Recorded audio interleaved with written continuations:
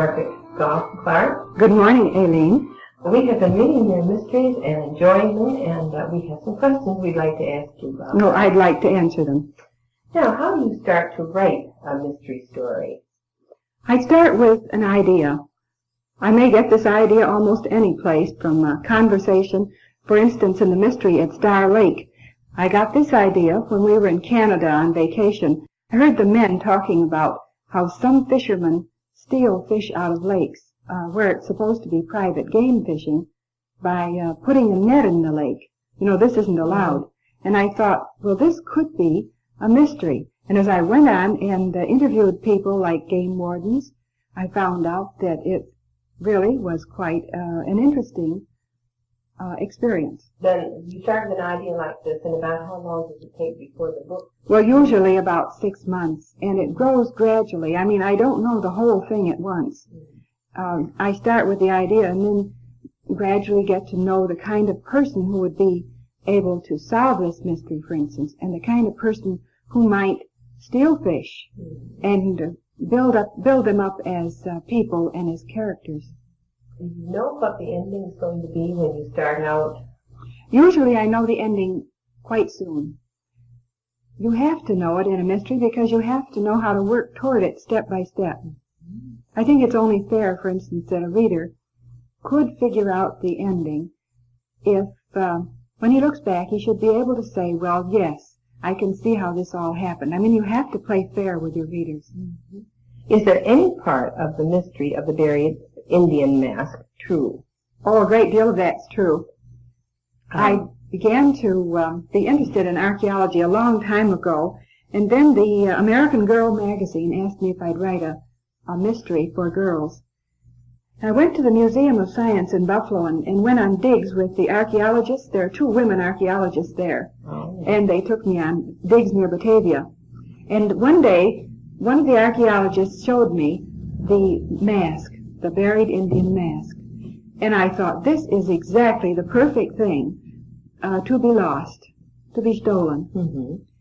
Because it's exactly as it is pictured by the illustrator and as it is described in the book. We did wonder if you had ever dug for Indian relics. Many times. I started when I wrote The Mystery of Seneca Hill. How did you get interested in digging for Indian relics in the first place? My father was always interested in archaeology, and I read a great deal about King Tutankhamun and in Egypt. I always was interested, and then I began to read about it. You know, I just kept on reading about it. When I heard there was an archaeologist digging nearby in Lewiston, only about 5 or 6 miles from where we live, I went down and he let me dig with him. Is it easy to dig? I think anyone can dig. It takes, it's rather tiresome because you have to just scrape at the soil. You can't just take a big shovel full of dirt because you might break something that's hidden in the ground. Usually we use trowels and just scrape. Did you get to keep any of the things that you dug up? Well, they let me keep some Indian arrowheads that were broken, but anything that was really good I had to give to the archaeologist. And this is important, I think, in digging, that anything that one finds should be given to an archaeologist or a museum where they can study it and learn something about the people who used to live there. We thought it was good when you told about when you discover this sort of thing, you just don't go in and dig. I mean, you should notify a museum and someone who knows what they're doing so that it doesn't Yes. It's like erasing a page of history if you dig without having someone know about it. Now, the characters in the Mystery of Seneca Hill sound so real. Are they someone you know? Well, they're based on my son and daughter, so I guess you'd say they're real. In other words, that's which Doug and Barbara? Doug and Barbara are really my son Bob and Marcia. I dedicated The Mystery of the Missing Stamps to Bob, and he was very surprised, he said, when he opened the book. And I've dedicated my most recent book, Danger at Niagara, to Marcia, and she doesn't know it yet, but by the time the tape is out, it'll be all right to tell her, because the book will soon be out. You spoke about dedicating The Mystery of the Missing Stamps to your son Bob. Now, did he collect stamps? Yes, he did, from the time he was a little boy. Oh, yes, you collect stamps. No, well, I should say I do now. I didn't before I started the book, but I became so interested in it that I did start. Well, you knew so much about it. We thought probably you must collect. I had to learn. How did you learn just from your own reading about it and so forth? Well, I read about it, but I also talked with a number of stamp experts, people who sell stamps and people who've collected for years. Oh. And I also wrote to a philatelic association, and they sent me information, some very good books. You know, there's some very good booklets available on postage stamps. Oh, right. Then I had some of the stamp experts check the manuscript before it was published as a book. I wanted to be sure that I was giving all of the information correctly. Do you do this with your other books too? Yes, I've done it with all my books, because there's always someone who is an expert on a subject, and I feel that one should have everything like this checked. I feel much safer about it, much happier about it. Well, you know, we get this feeling when we read your book. I always try to have it accurate, but you know, I like to have something in the background of a story besides the mystery, because I think this adds a little more meat to it, and besides, it helps me write it. It helps me characterize a book, too, to have a special interest running through it. Why did you have this happen in the Adirondack Mountains? Well, I had been going to the Adirondack Mountains myself, and I was interested in the region. I wanted a region where it would be wild, where people could be alone. You know, you have to have a little privacy to have mystery and have some exciting things happen. I went to an inn in Canada that's located on an island, and it was all by itself, and it was very much like the location of the Mystery of the Missing Stamps. That is, there was this huge inn and paths with little lamps along the paths, and there were big buildings where the people who helped at the inn lived. All of this looked like a mysterious and exciting background for a story. I didn't want it in Canada this time. I wanted it to be in the United States. And I wanted to find a place where this same background would be likely. And the Adirondack Mountains is that place, because you have a wilderness there, and you have lakes, and you do have inns.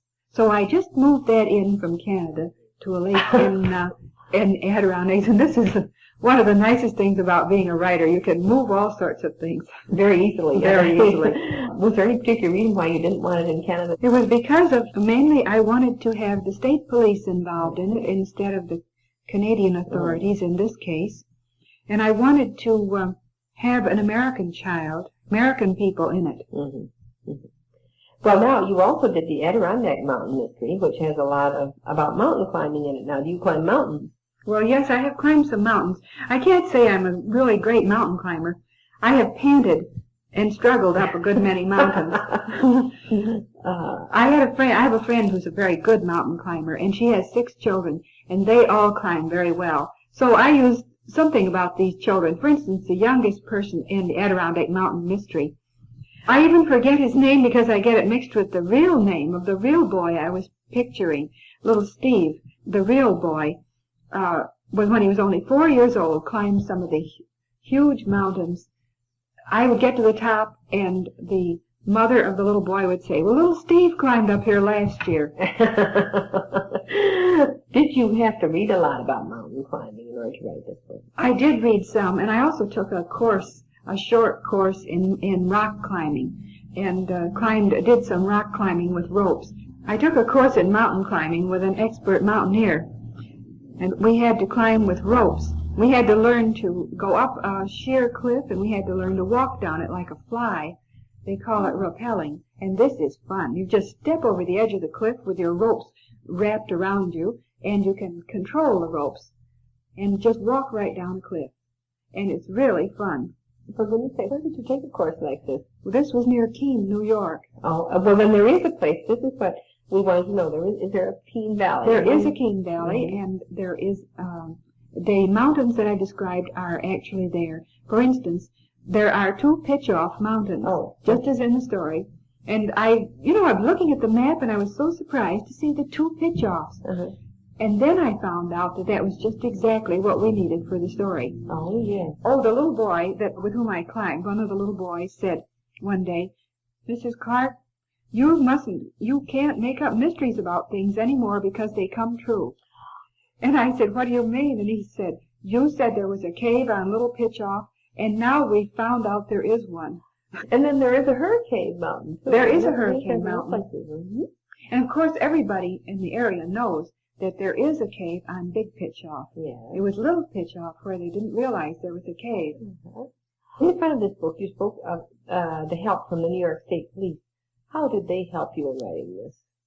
Well, they answered many, many questions. I had to call them up and check on what they would do if a robber were known to be in an area. What would they do? How would they take care of it?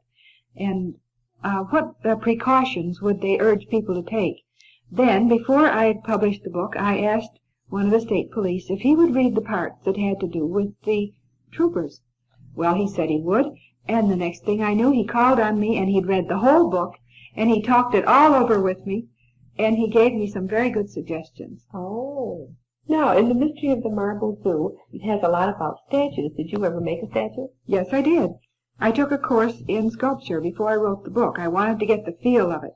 Well, I didn't. I went and talked to a man who was teaching sculpture, and he said, well, you know, I think you could do better if you'd actually make a statue and work with clay. And he said, why don't you come visit my class? And I said, well, I'd just love to if you'd let me. And he said, of course. So he said, bring along an armature, which is a framework for making a statue. He was very kind and helped me to get the real feel of working in clay. And this is where you probably found out a great deal about the terms and so forth. Yes. But you hadn't done any sculpturing before that. No, I hadn't. Do you know where the idea came from for this story? Well, it's a very strange way it came. I wanted something to be buried, something that would be valuable and something that wouldn't be spoiled by being buried. Well, what could it be? And I also wanted my characters to be doing something creative. And that was how I came to have a sculpture.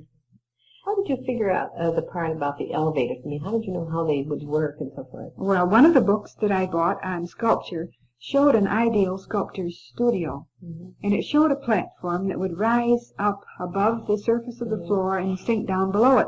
So a person working on a large statue, for instance, perhaps he'd be making it of stone, he wouldn't have to bend over to work on the feet because you could raise it up.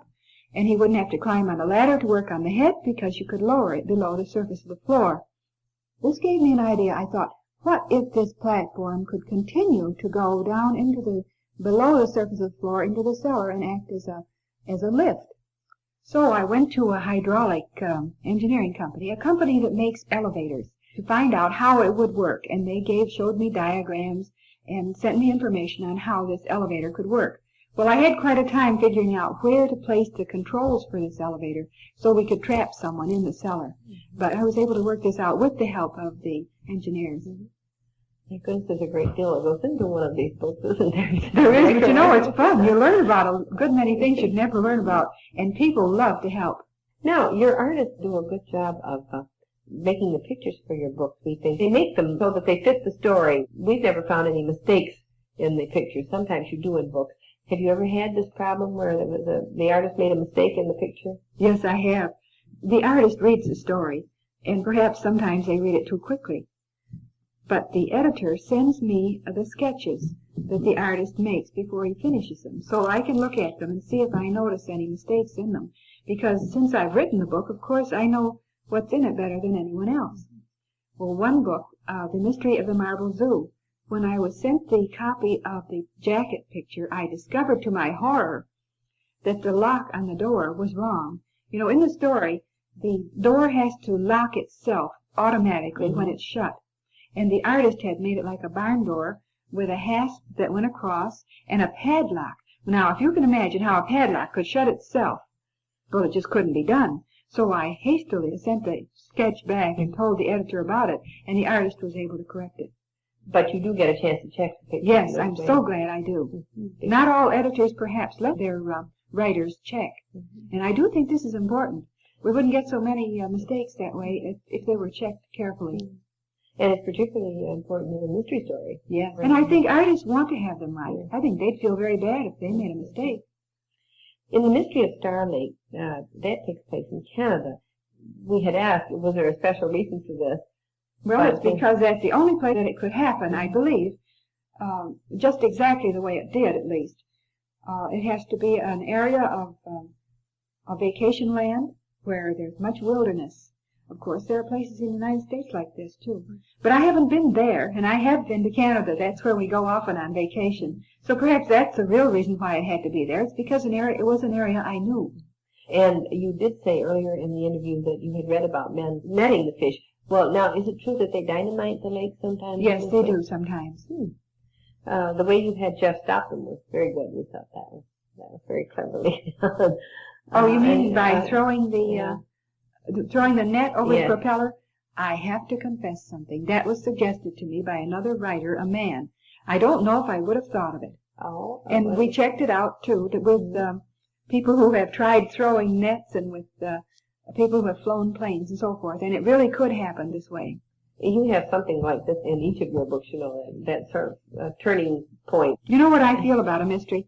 I feel that you shouldn't build up, or you shouldn't make all of these exciting things happen and then build up to a letdown. I believe that the ending has to have punch. I believe that the reader has to feel that there was good reason for all of the trouble that the hero went through.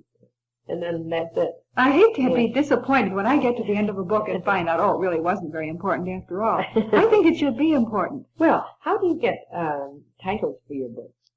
Usually they come through the writing. That is, after I've written it, quite often the title comes. And often I have a title and my editor doesn't like it and we have to change it. Now, The Mystery of the Buried Indian Mask, I originally called it The Weeping Eye Mask. Mm-hmm. And my editor felt that this might make someone think that it was a sad story. And I think he was right, because I've been told by students since that they feel they know exactly what this book is about and that they would read it because they know that it's, they say, Mystery of the Buried Indian Mask. They know it's a mystery. They know it's something buried. That makes them think of buried treasure. And Indian is an interesting word that mostly people feel interested about and excited about. And then the mask. Mm-hmm. So I think the editor was right. Could we talk a little bit about your new book? Now, of course, we haven't read it because it isn't even out yet, but it looks exciting from the cover. Do you want to tell us a little bit about it? Yes, I feel very enthused about this book, especially because I learned so much about the background of this area when I was studying to write about it. And in the course of writing it, I have gotten so that the people seem so real to me. And when I walk down the street of Lewiston now, it's as if I could see the early log cabins and the horses on the street and the oxen instead of the motor cars. And when I walk along the Niagara River, I can see the spy taking the canoe across the river to Canada. And I look over at Canada and I'm so glad that it's a friendly country and that we aren't at war as we were at that time. And Fort Niagara itself, you know, is such a fascinating place. I had a great deal of fun visiting the fort and exploring every corner of it because I had to know it for the background. Well, we will be looking forward to this very much because it certainly looks like there'll be another marvelous book. And now you're off to Canada next week to start a new book, right? Yes, I'm working on one on the Underground Railroad. Oh, this will be historical. Yes, this is just before the Civil War. Yes, but I mean, this is not where modern, like... No, this is not modern. No.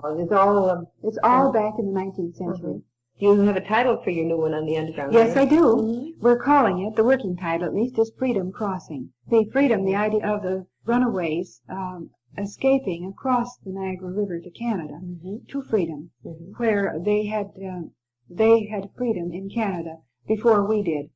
They freed the slaves. And this again will be placed in this area. Yeah, on this Niagara frontier. I find it helpful to write about a region I know very well and where I can go constantly to check to see how things really look and what really happened. Oh, and do we ever have a perfect house? There is a real house in Lewiston that was used by the fugitive slaves. There are 5 cellars, one under the other, and I've been in them, and it's right at the edge of the Niagara River. So this is really just great. Well, on this exciting note, we will leave you then until we can get our hands on this book. It sounds marvelous, and thank you. Thank you, Aileen. It's been a pleasure.